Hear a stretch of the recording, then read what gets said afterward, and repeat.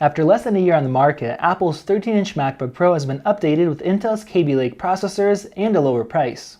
The only significant change between the 2016 and 2017 13-inch MacBook Pro is the addition of Kaby Lake, and we'll get into that in a bit. As with the late 2016 MacBook Pro, the 2017 MacBook Pro line is a continuation of the design language introduced with the 12-inch MacBook. Dimensionally, the two models are identical. The all-metal hinge that trumps the previous plastic hinge is still here, as is the love it or hate it revamped keyboard with the second-generation butterfly mechanism keys. We previously tested a base model late 2016 13-inch MacBook Pro. This year's entry-level MacBook Pro comes in $200 lower. For the money, purchasers get a faster clock Kaby Lake processor and faster RAM. Unfortunately, the base SSD storage has been shrunk to 128GB, presumably to hit the lower price point.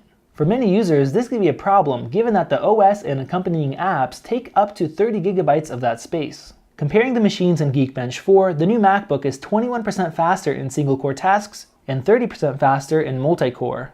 This surprises us as typical CPU upgrades result in single-digit improvements. The performance boost is due to not only the architecture upgrade, but also a 300MHz base and 500MHz turbo boost clock speed increase. Even more interesting is that the $1,300 base MacBook Pro CPU is now 11 and 16% faster than the best processor available in the 2016 variant, which required spending at least $2,100.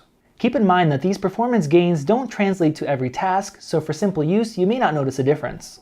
Unfortunately, the double-digit CPU gains don't translate over to graphics processing, where we found a modest improvement of 5%.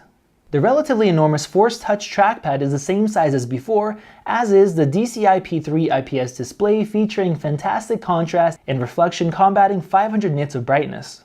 Apple speakers on the 2016 MacBook Pro line were underemphasized in our opinion, and they're easily one of the best on the market. Apple promises 10 hours of battery life as they usually do. Sure enough, we consistently hit that number while web surfing and performing simple tasks. More processor-intensive tasks like Photoshop and Premiere will chew through a MacBook Pro's battery life in just a few hours. Kaby Lake promises more efficiency, and we'll have to continue to look at this as time goes on. We're not going to hammer on Thunderbolt 3 in this review. If you read Apple Insider or watch us on YouTube, you'll know as the USB-C ecosystem expands, the speed of Thunderbolt 3 and flexibility of USB-C will become the new standard. If you feel like you'll need a lot of adapters, our suggestion is to buy a dock instead.